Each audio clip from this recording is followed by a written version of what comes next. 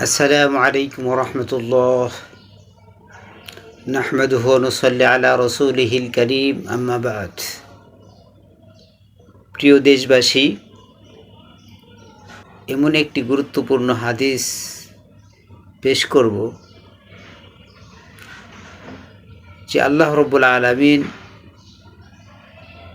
তার হাবিবের উম্মতের জন্য 5টি পুরস্কারের কথা ঘোষণা করেছেন।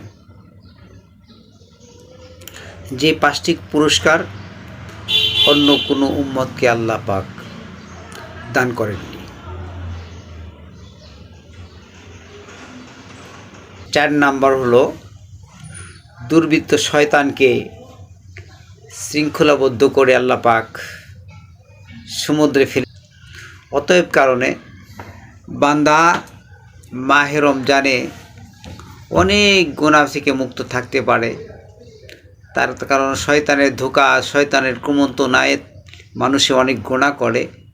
তো সেই শয়তানকে যখন বন্দি করে রাখা হয় তখন সাধারণত শয়তান আর ওই কুমন্ত্রণা দিতে পারে না, এত গুনাহ করাইতে পারে না।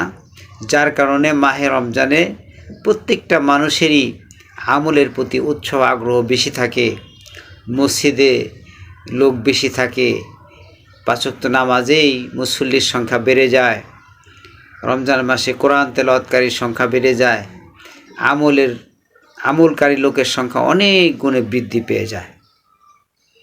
এই জন্য এটা আমাদের জন্য অনেক বড় নিয়ামত যে আল্লাহ আমাদের উপর ইহসান করেছেন। শয়তানের কুমন্ত্রণা থেকে হেফাজতে রাখার জন্য শয়তানকে বন্দি করে আল্লাহ পাক সমুদ্রে ফেলে দিয়েছেন। এই জন্য আমরা বেশি বেশি নেক আমল করব, আল্লাহর সন্তুষ্টি হাসিল করব। তাই তো আল্লাহ পাক আমাদের পিছনের সমস্ত গুনাহ মাফ করে দিবেন। আর 5 নম্বর হলো মাহে রমজানে যখন রোজা রাখে, বান্দার রোজা রাখার কারণে, আমল ইবাদত করার কারণে বান্দার প্রতি সন্তুষ্ট হয়ে যান, আল্লাহ পাক খুশি হয়ে যান। রমজানের শেষ তারিখে আল্লাহ পাক বান্দাদের পুরস্কার ঘোষণা করেন, অর্থাৎ তাদেরকে আল্লাহ পাক মাফ করে দেন।